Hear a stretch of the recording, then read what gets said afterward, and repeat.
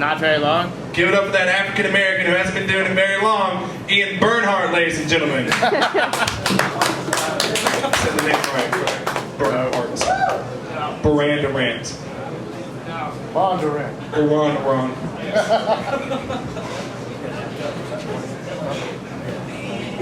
How's everybody doing? Good. Like you said, my name is Ian Bondurant. For those of you not comfortable calling me that, I also respond to gorgeous. Hey, gorgeous. Oh, hello. So, I recently started college, and I feel like I'm finally starting to grow up, like really start to mature, because I finally got good at Halo. But I recently started at UAB, and they have a building there called the Visual Arts Gallery Building. But just to save time, we always call it the Badge Building. And I noticed in the Badge Building that the sewage always backs up, so it's always damp, and it's got this weird smell. And this one time, I saw an 18-wheeler trying to pull into the Badge Building, and it pulled in, and then it pulled out, and then it pulled in, and then it pulled out, and then it pulled in, and then it pulled out. It did that for about 5 minutes, and then finally the truck driver got out of the truck and had a cigarette, and he just looked really pissed. So this next one, actually, a girl at my work told me, but if life gives you melons, you should probably go get help, because you're probably dyslexic.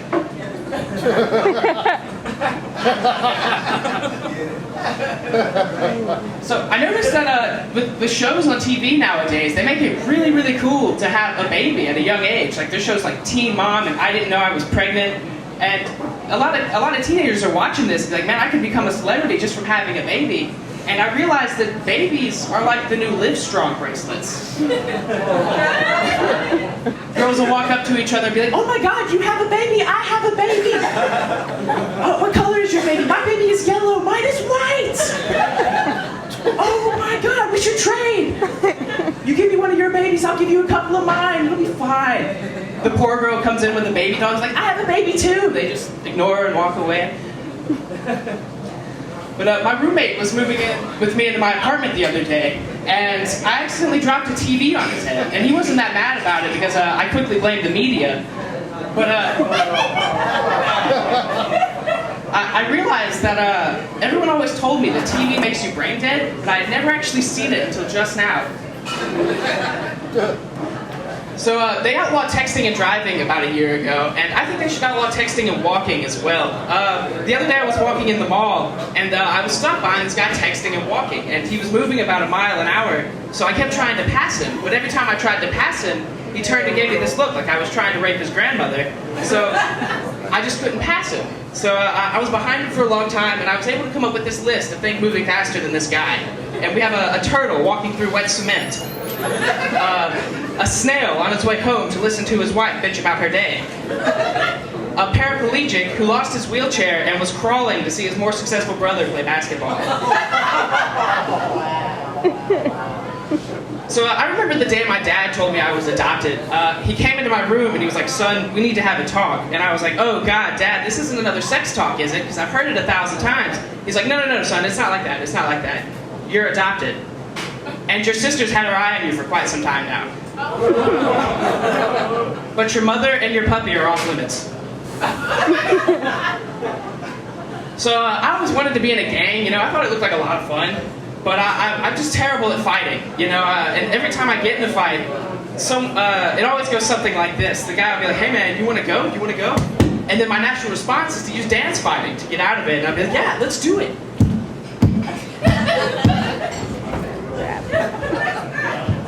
It doesn't work too well on the brothers, though. But, you know, I do want to be in a gang, so I decided I would start my own gang, where we would just tickle the person to the point of embarrassment so they would give us some money. So, you know you're high when you decide to make a cake, and you pull it out of the oven, and you start talking to it, and then you both agree that you're equally baked. So, I think my girlfriend is schizophrenic, because every time we have sex, she starts calling out someone else's name, so she's got to be seeing things. But that might also be because she says sex with me is like playing with a bop it. It's like, bop it, twist it, pull it, flick it, oh! So I was at the club the other day, and this guy was hitting on my girlfriend, and I went up to him and was like, man, I'm gonna kick your ass for talking to my girl. And he was like, okay, but if you step on my crack, it'll break your mother's back. So I just let him leave with my girlfriend. I didn't know what to do with that. So I don't travel very much.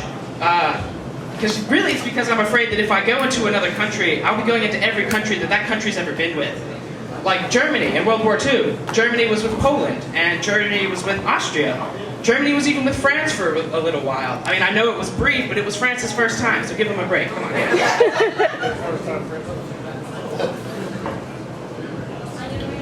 So have you guys all seen the commercial where it's a bunch of teenagers and they're working really, really bad jobs, and then they look around and realize that they're working really, really bad jobs.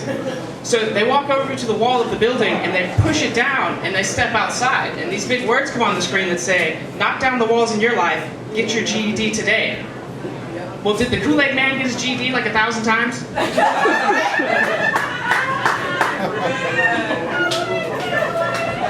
So, my entire life people always told me that I was really, really unreliable.